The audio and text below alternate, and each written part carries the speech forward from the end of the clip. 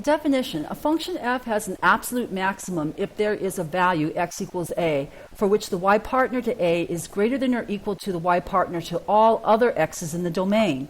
Then the y partner to x equals a, f of a, is called the absolute max value.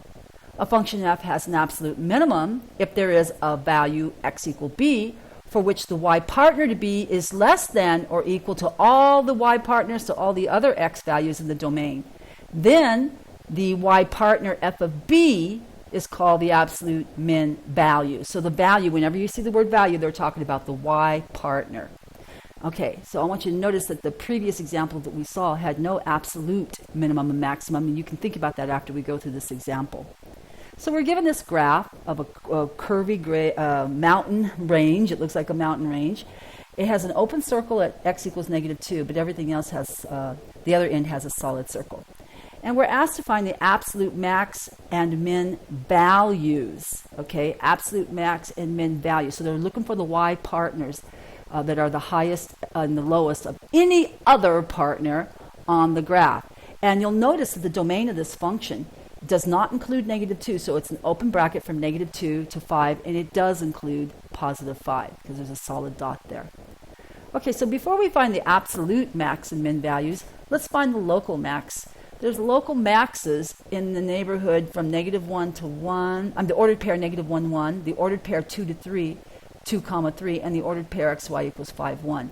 Those ordered pairs correspond to points that in their neighborhood they are the tallest. They're big shots in their neighborhood, okay? But not over the whole graph. I'm saying there might be one that's the tallest of all of them, and I think you can see which one it is, but we'll get to that in a minute. Now, local minimums are the values, the points that are the smallest, the shortest values in their neighborhood. We have two of them. One is at the ordered pair xy equals 0, 1/2, and the other is at the ordered pair xy equals 4, -1/2. So you look at those 2 points, and you could actually imagine them in the little neighborhood for which they are the smallest, lowest point. Now, there's no local minimum at -2, the ordered pair. That's because there's an open circle there. X equals -2 is not in the domain of this function. So, no, there's no local minimum there. Okay. But, we do have an absolute. We haven't talked about absolutes, and that's what they asked us for. There is going to be an absolute maximum located at x equal 2. Because you look at the graph, what happens at x equals 2? You have your highest point of all the points on the graph. So that means that our absolute max value is the y partner to x equal 2. What is it? It's 3. The absolute max value is the number y equals 3. And we do have an absolute minimum that occurs where x is equal to nowhere. No, I was wrong. We have no absolute minimum.